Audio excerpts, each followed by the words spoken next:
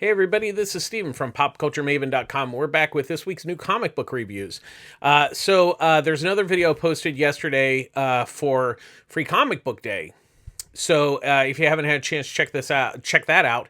I was able to, thanks to my local comic shop, get advanced copies of most all of the Free Comic Book Day comics. So I talked about them and reviewed them. Quick reviews. A lot of them are reprints and things like that. So make sure you check that out.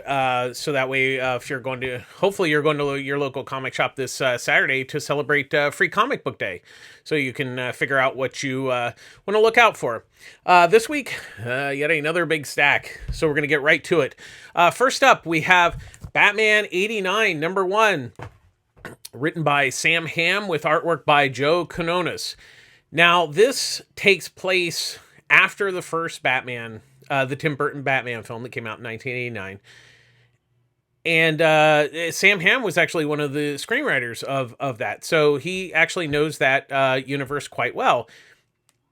So it's interesting because this is, kind of not so much a what if, but it continues that story. So obviously, Batman 89, Batman was a huge impact on comic movies in general. That really, in a lot of ways, really kickstarted this more recent, plethora of superhero movies. So this was actually really interesting because the one thing that he's obviously doing that never really got done from, after the first film was Billy D. Williams was cast as Harvey Dent.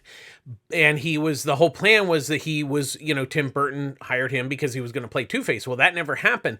So what Sam Hamm is doing here is he's actually doing that. And it's really quite interesting because, it's something that was, we all kind of thought was going to happen and it just never quite materialized. And then there was the Tommy Lee Jones, nothing against Tommy Lee Jones, but that was a real train wreck. So it's actually nice to kind of, I'm sure Sam actually, had some ideas about what, to do. So hopefully he'll take it off. So the story is actually really good. It's kind of a setup, it gets you back into that world. And Quinones actually does a really good job of not only capturing that, that Anton First look, because he was the designer of the first film. And he also does a really nice job of, capturing the essence of the actors. There's a point where, they look enough like it, but he doesn't, sit there and, spend that much time on him, because he's got to go the rest of them. I will say, at the beginning of the story, there's a panel where there's Halloween. Kids are trick-or-treating, and there's a lot of nods and winks to a lot of other Tim Burton films, so make sure you check that panel out. I'll show it to you on here. And it's really quite fun. Obviously, this is a huge nostalgia trip for a lot of us, and actually, the story was quite good, and I really enjoyed Quinones' art, so I think it's well worth checking out this week. Next up, we have Campisi, The Dragon Incident number 1, written by James Patrick and with artwork by Marco Locatelli. Sorry. So what this is, it starts off, kind of a New York neighborhood, and there's this guy who works for the mob, think it's Sopranos, and he's going around because these guys just came to the neighborhood. They're going to cause problems. So he's kind of preemptive. He's a young mob guy. And so he gets rid of the kids and everything. And so then there's also, we have this backstory of, it starts off with, the dragons, and there was a peace agreement between humans and dragons, and then the king died who made the peace agreement, and then the new king's like, yep, kill them all. So then what we do is we kind of have these two worlds collide, where this world knows that there's some dragons, or it's not just a myth, and what it is this one dragon comes to this town and says that he's going to seek revenge on, the guy that that basically killed all of his ancestors.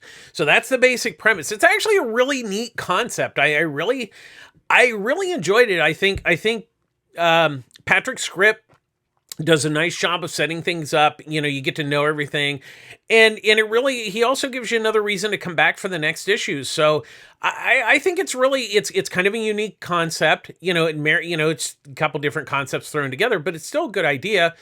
Lokatai's artwork is actually really, really nice. He does a nice job on both humans and the dragons. They're really cool looking dragons and everything. So I think this one's worth checking out. It's something that was a little different and quite a surprise this week. Next up, we have Hardware Season 1, Number 1. Written by Brandon Thomas with artwork by Dennis Cowan and Bill Sienkiewicz. Now, this is the third of the Milestone books that are coming back. Of course, they take place in the Dakota universe. And the nice thing that all these books have done so far, and Hardware continues that, is that you don't have to have read the previous, incarnations. They give you enough to, jump into this universe, although, some of the characters, like Hardware is a bit of a mystery. I mean, it does explain, kind of how he got to where he is, but, it also, it sets up the story that they're going to tell. Thomas does a nice job of bringing it all together. I really enjoyed it. It was a good first issue. It's a setup, but it does a nice balance of exposition and story. So it moves the story ahead while there's still, there's exposition because you have to learn all this stuff. But it was a good first issue, and you have Colwyn and Sienkiewicz, doing the artwork. They recently did the question with Jeff Lemire. Their artwork is amazing. Colwyn's a great penciler. Sienkiewicz really does a nice job on the inks. They just really mesh well together, and I really enjoyed this. So I'm really glad these Milestone books are back. They seem to be selling well. So hopefully, after these miniseries that, maybe they'll continue. Maybe they'll do some more miniseries. We're not sure, but sorry, little camera issue. I think they're well worth checking out. So, next up we have The Unbelievable Unteens Number 1, written by Jeff Lemire with artwork by Tyler Crook. This is one of the offshoots of the Black Hammer universe. Now, these characters, I've read all the Black Hammer books, and this is new. So what it is this girl's a comic artist. And, she's at a convention, everything, and then she goes home because she has to, finish the newest issue. And one of her creations comes and says, "Hey, I'm glad you've written the story about us, because now I can remember the story." And so the question comes down to is she may actually be one of the heroes that doesn't know that she's a hero, but she's basically telling their story in the comics. So they've kind of lost their memory. So that's kind of the setup here. And it's really neat. I mean, it's not necessarily an original idea, of that concept, but the way that Lemire kind of puts it all together in this first issue is really quite interesting and quite good, and it's a good setup, and it really gives you a good reason to come back. And I'm a big fan of Crook's artwork. He really does a nice job here. He really brings it home, and it's a good looking book. I think it's a different story. It's within that superhero universe, but it kind of has, kind of a different vibe, which is what I like what Lemire does with these kind of offshoot miniseries. So it'll be interesting to see, where he takes it. Obviously, I'm a huge Black Hammer fan. And once again, you can read this without reading any previous Black Hammer books because it takes place, just like the story is within itself. So check that out for sure. Next up, we have I Am Batman Zero, written by John Ridley and artwork by Travel Foreman. Now, this comes out of the Infinite, Frontier storyline where, there's a new Batman. It's Jace, and he is, he's kind of like Robo Batman. That's the best way to describe it. He has a robot suit and everything because he doesn't really have any powers. And so he's Lucius Fox's son. So So basically this is kind of his introduction post, the Infinite Frontier stuff. And quite honestly, I wasn't really overwhelmed. Sadly, I mean, I really love John Ridley, especially his other History of the DC Universe. I really enjoy those books. But honestly, this Batman book's just really kind of fell flat. And unfortunately, this continuation of the story it's not bad, but it's just there. It's just nice. I mean, I think part of the problem is Jace is not particularly a hugely interesting character. He's kind of got that, daddy issues. Oh, I'm angry all the time, blah, blah, blah. And, it's just okay. The other problem that I kind of had with the book was Foreman's artwork. It's, he's not a bad artist, but there were kind of two problems that I ran into with the artwork. It had a real stiffness to it. It wasn't bad looking, but the character just didn't have any movement or anything. It just kind of felt like they were just kind of like plopped in to where they were. And, he really broke one of my biggest pet peeves is the lack of backgrounds. There's so many times where there's just no backgrounds, and it's fine. You can get away with that when somebody's in an office. Obviously, it would be nice to maybe put some pictures or something on the wall, but you can get away with it. But as I just kept going, I'm like, there's no background. There's no background. Color is not a background, folks. It doesn't cut it. And, to just, for me, that's kind of lazy artwork, because you should kind of feel like you're there, and a lot of times you didn't. So honestly, I would pass on this. I don't think it's terrible, but it certainly wasn't really that great either. Next up, we have Defenders #1, written by Al Ewing with artwork by Javier Rodriguez. Now, there has been many incarnations of the Defenders. And, this is just another, I mean, there's usually kind of, Silver Surfer is one of them, Doctor Strange, but there's also some new ones in this one. So, they're kind of, Ewing's mixing it up, which is good. I think it's really an interesting issue, first issue, because a lot of it centers on Doctor Strange kind of getting this team together. That's the basic structure of the first issue. So, it's a lot of exposition, but, Ewing actually handles that pretty fine, where you don't feel like you're going, oh, they're introducing another character, whoop-de-doo. He actually kind of gives you a reason to get to know these characters just a little bit, but then not going overboard with it, because that's all, that's kind of a balanced thing too. So I think he does a good job here. You have to remember it's a setup issue. You got to introduce all the characters. You're setting up, kind of the villain and the premise and everything. But I think it works well for a first issue. I will say Rodriguez's artwork is really, really nice. He's done quite a few Marvel books recently, and he really, what I love about it, of course, when you have Doctor Strange, you can kind of do bizarre things with your panel layouts and everything, and he really goes to town on this. It's a really good looking book, and I think it's kind of worth checking out. If you're looking for kind of a new superhero book and you're a Marvel fan, I think even if you're not a Marvel fan, I think it's kind of worth checking out. So I enjoyed it for a first issue, and we'll kind of see where it goes from here. Next up, we have Pennyworth #1, written by Scott Brian Wilson with artwork by Juan Gideon. So this is a kind of a I don't want to say a sequel or anything, but it takes place kind of in the Pennyworth television show universe, where he works for the British Secret Service. He's kind of a James Bond character. And, I think the thing is, I'll be the first to admit, I have not seen the show, so I'm not basing it on that. I'm just basing it on the comic. And I think the thing is, it's all nice and everything, but it's just, the story was kind of okay. There wasn't, we know that it's Alfred. We know where Alfred's, obviously going to go.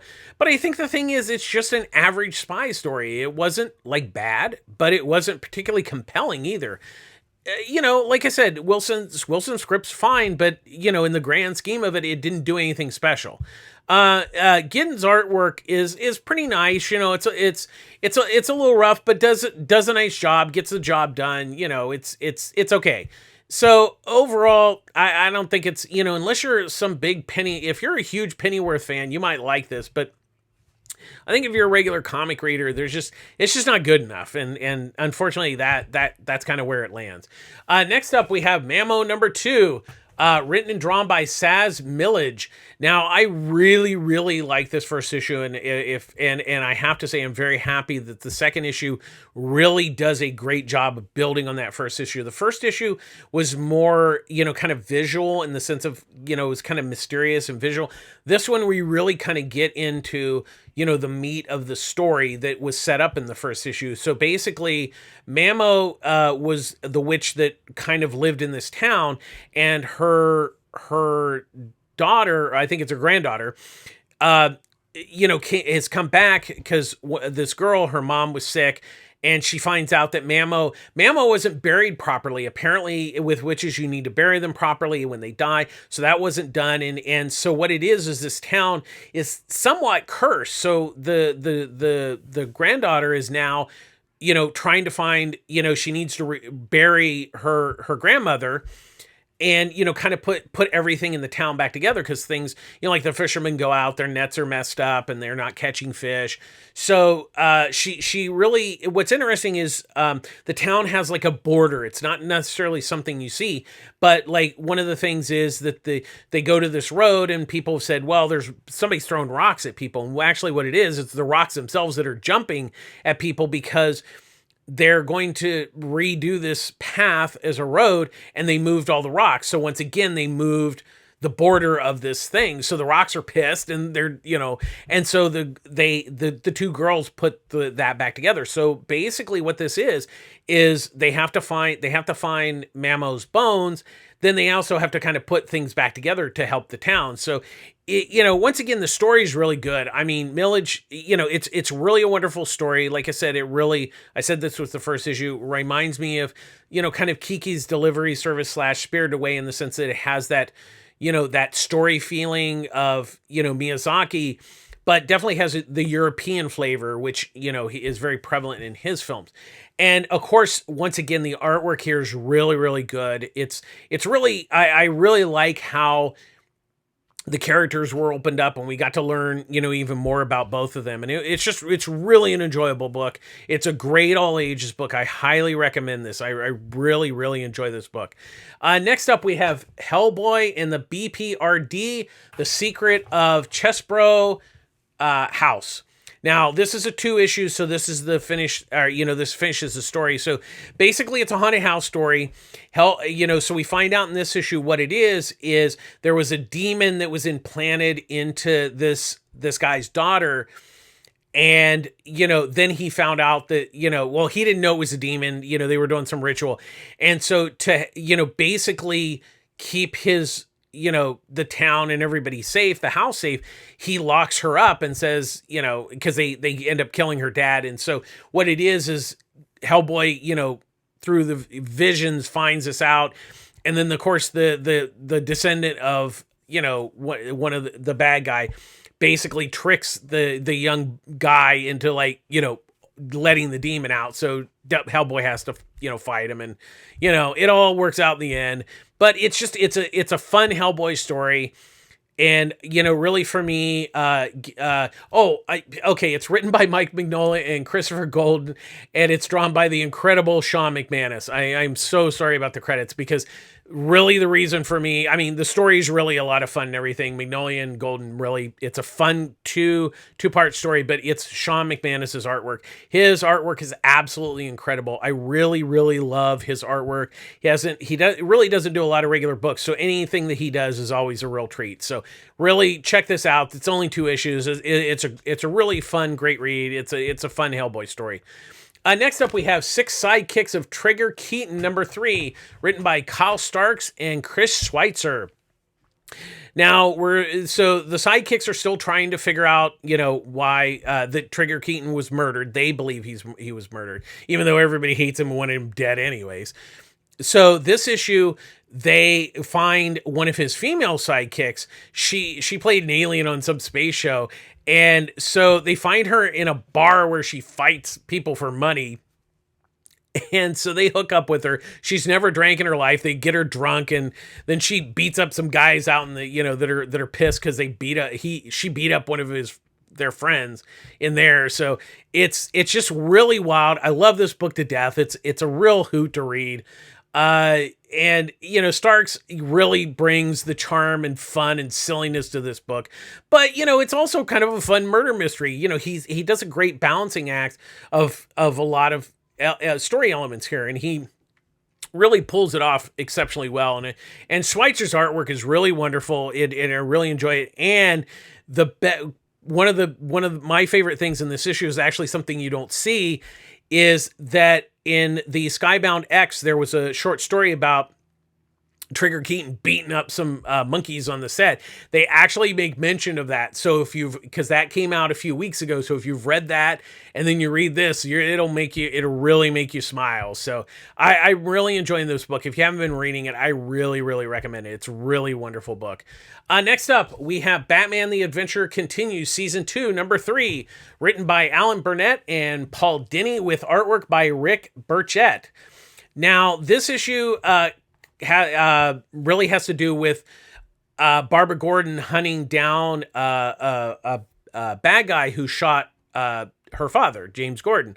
And so it also involves the Huntress, who wants to kill this guy too, but not for that reason. So Barbara wants to bring him to justice. Huntress wants to kill him. It's really, Batman's not even hardly in this issue. And it's actually really quite an interesting story, because you have, kind of the two heroes, at odds with each other. So it's really an interesting story. And once again, Burnett and Denny wrote tons of the animated series. They know what they're doing. It really feels perfectly right and everything. But I love Ty Templeton's art. He did the first 2 issues.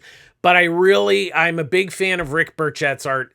He's done a lot of other stuff, but obviously he did a ton of Batman, the animated comic books.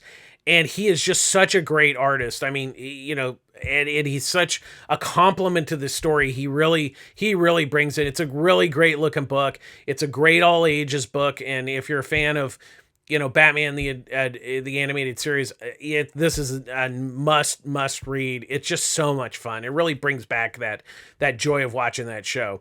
Next up, we have Fantastic Four Life Story Number 3, The 80s, written by Mark Russell, with artwork by Sean Isaacs. Yes, Isaacs. So this was really interesting because, as you know, I've said it many times before, I'm a huge Mark Russell fan.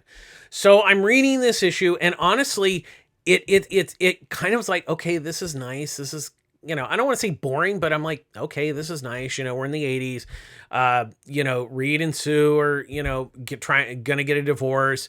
The Thing's just kind of doing, he's really not doing much. The story kind of centers around Johnny, and but it doesn't in a way, and I don't want to give anything away, but what it is, when you get to the last part of this story, all of everything that you just read will flood right back in, and you'll go, okay, that's what Russell was going for. So in a way, it's, the story's very normal and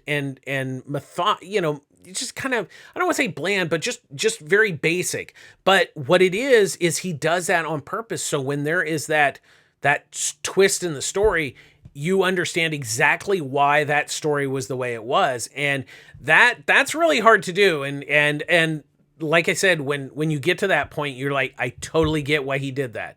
And it's absolutely amazing. I'm really loving this series. Isaac's artwork continues to just really be good. He kind of brings a, kind of a Marvel house style in a way, kind of like a John Buscema, John Romita Jr. in that sense of, it's, pretty standard, superhero art, but that's why it works so well in this book, because it's not flashy. Because if it was flashy, it wouldn't really complement the story the way that Isaac's artwork does. And that's why he's such a great artist on this. And he's really just knocking it out of the park. I'm really loving this book. I cannot wait to see, after the shocking events in this issue, this is just, it's been a must read, and literally, this issue blew me away. It just blew me away. It was amazing. Next up, we have Rorschach number 11, written by Tom King and George Fornes. Now, we're almost at the end here, so I try not to be too spoilery, but first of all, if you haven't been reading this book, shame on you. This is amazing. But what this issue does is it really brings everything to a head. So what it is, the detective is basically going through and talking to the female assassin while unfolding the story. He basically puts all the pieces of the puzzle together in this issue. So he's literally talking. So there's a kind of a back and forth between him, like just sitting at the table going through things. And then he's talking to her and she's telling him like that other side of the story. King, I mean, it was an amazing read because, it's like you could have done it so many ways, but to do it that way really just is brilliant. I mean, it's absolutely amazing. And this, it really shows like how well thought out this whole story has been. And Fornes just, I mean, he nails it. I mean, his artwork is just amazing because, most of this issue is people sitting and standing around talking, but yet there is so much movement and richness in his artwork that just, it's just amazing. Like you can literally see things, like people talking, like as if you're watching like, a movie or television program. And Fornes just nails it. I mean, it's absolutely amazingly looking. King is nailing it. I mean, I can't wait to see how it all comes together because now we kind of know what the whole plan was. And now, where all those broken pieces going to fall, we don't know, but he's got one more issue and I cannot wait. Next up, we have Silver Coin number 5, written and drawn by Michael Walsh. Now, this is, once again, these are standalone stories. The basic premise of the story is they're horror stories, but there's a coin somewhere in the story. It doesn't have to be a main thing. It's just somewhere in there. So now the previous ones were, done by, Jeff Lemire and a bunch of other writers. So, and Michael Walsh was the artist. So this is his turn to like both write and draw. And boy, he really nailed it. This is a really good story. It's a witch story during the old times, and it's really good, and it's really amazing, and it's one of those, once again, it's a horror story, but I found this one just like really creepy. It really kind of gets under your skin because the thing is that the witch is actually helping the townspeople, and then some Bible thumper comes in and says, "Oh, we got to kill her because she's a witch." Well, that doesn't work out for anybody. So that's what it, but I'm really glad. And I'm also glad that this is going to be a continuing series. So there's going to be a next set of writers coming on doing it while Michael's doing the artwork. So I'm really excited about that. Check it out. Like I said, you can pick up any issue by itself. Like you can pick up this issue and you're totally fine because they're self-contained stories. So definitely check that out. Next up, we have Wonder Woman 777, written by Michael W. Conrad and Becky Cloonan, with artwork by Emmanuel Lupacino and Wade Von Grodbadger. Want to make sure I get that right. And then there's the Young Diana backup, written by Jordi Belair, with artwork by Paulina Ganchu. Now, so this is part 8 of the Wonder Woman storyline of her trying to get back. She's also trying to find the kind of dark Wonder Woman that's got the God Killer machete. It's not a machete, it's a sickle. And so she ends up on Earth 11, so it's kind of interesting. So the genders have been swapped, so all the male, like Superman's a girl, Aquaman's a girl, and then there's a male Wonder Woman. So it's kind of like it's kind of like the battle of the sexes on Earth 11. And so she gets there, and of course she thought it was Earth 1 or Earth Prime, whichever it is in this continuity anymore. And so she, she's finding out, and so then she ends up, she's able to kind of follow her. So the storyline's still going on.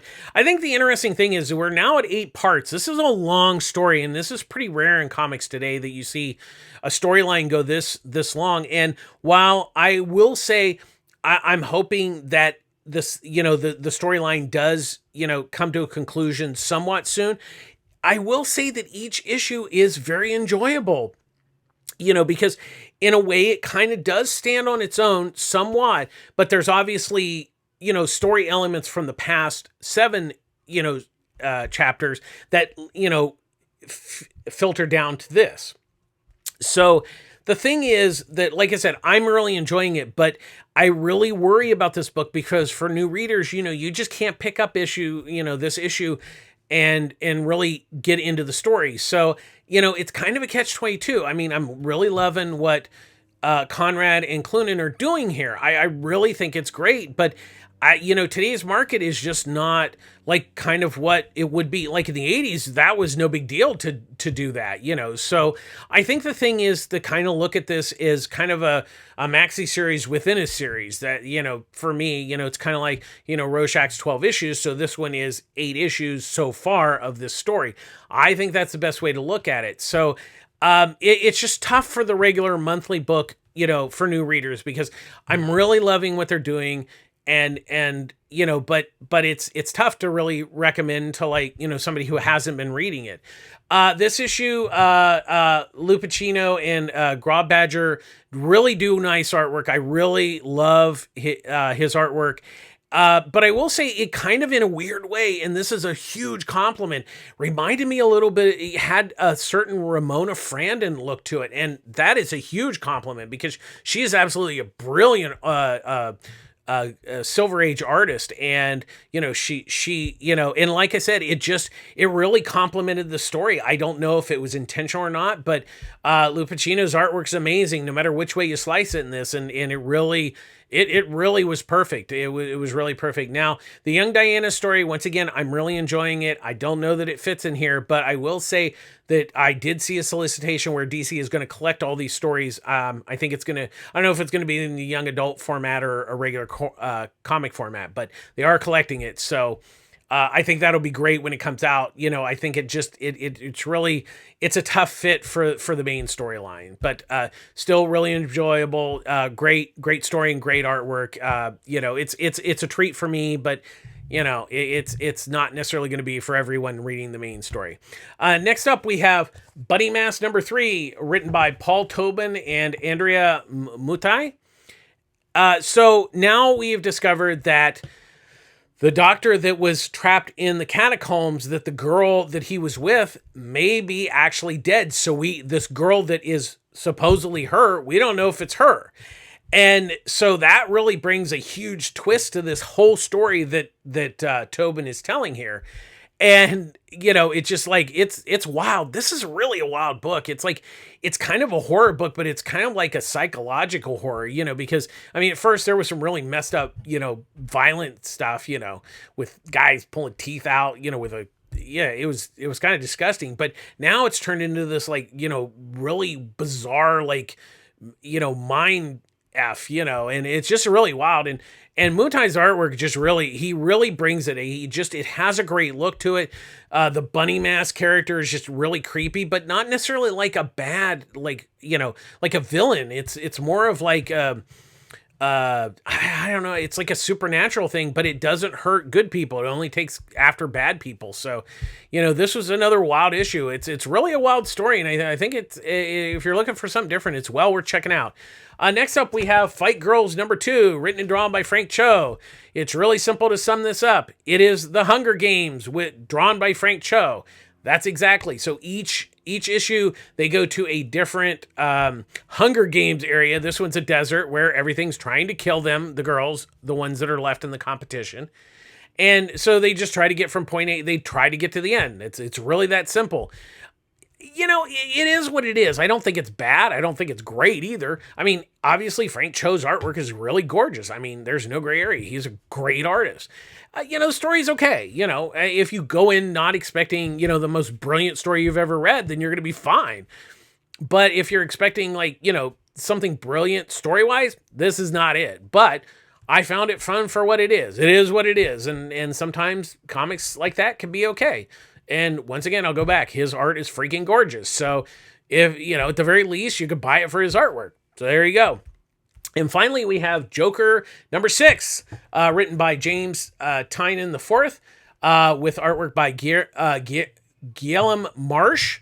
And then there's the backup punchline story written by Sam Johns and Tynion, with artwork by Sweeney Boo.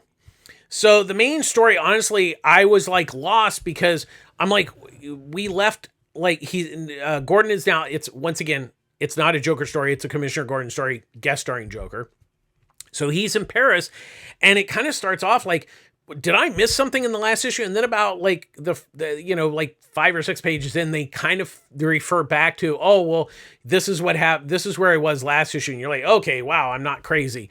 And so what it is he's still following the trail of this, not so much the Joker, but what this, there's kind of a, I don't know if it's a secret society or there's a head guy, involved, but it's not really about the Joker. It's about this other thing or organization. That's really what this story is about. And he went to Paris to, because this is where the trail led him. So when he's talking to Barbara, she finds out that like there's something weird about like, stories involving this mystery because it has been scrubbed from the online. So Gordon actually calls Bullock because now he's a private investigator. And so to find out, kind of follow a more analog paper trail. So that's really what goes on this issue, while Jim's in Paris. And, look, the Punchline, I'm not a fan of Punchline. I don't think she's okay. The backup story is kind of okay. I don't think it's great. I don't think it's terrible. Story's okay. I do like Sweeney Boo's artwork. I do. I really enjoy the artwork, but I can't get over like a so-so story. So the main story is really good with really great art. Marsh's artwork is really, really wonderful, and it's a really good looking book. And once again, don't be worried when you're reading the issue that like, oh my God, did I miss an issue? No, you didn't. It's all Tynan explains it, in there. Wow, that's going to do it. We're doing pretty good. It was kind of a smaller week, relatively, and so that helps. But remember, this Saturday is Free Comic Book Day at your local comic shop. Nearly every comic shop takes part in this. You can always contact your local comic shop wherever you live, because there's a ton of books. There's DC, Marvel, Kaboom. Pretty much every publisher is involved. There's reprints. There's new stuff. There's previews of things. So it's a real mishmash of like lots of different things. There's great stuff to choose from. If you're curious what it is, you can watch the video that I posted the other day. And I went through most nearly, good 97-8% of the titles that are out there. I think there was like 4 or 5 that were missing that my store did not get. So definitely check that out. And if you do go out, please make sure that you are safe, stay masked up, and if you're, please get vaccinated. If you have not, please get vaccinated. We're getting rough again. We want to make sure that, everybody has a safe and healthy Free Comic Book Day at their local comic shop. So please be careful out there. And public service announcement, I've said it before, I get all my comics at Pulp Fiction Comics in Long Beach. They have a sister store in Culver City, same name. The Long Beach store is run by Ryan, Annie, and Eddie. They do a great job. Ryan is an amazing owner. He really takes care of his customers. And you can go find out, if you live in the area on Saturday, how great they are. And I know, and they also both stores give to local food banks and charities. They ask you to bring canned non-perishable food, canned goods, cereal, things like that. Or if not, you can donate money, because I know the Long Beach Rescue Mission, which is where the Long Beach store donates their stuff to, they can use money because they can buy clothing and other things that they need. And so anyways, please be safe and please be kind. We always end the show. Please be kind to everybody. Take care of yourselves, and we'll see you again next week. And have a great Free Comic Book Day this Saturday. All right. Bye-bye.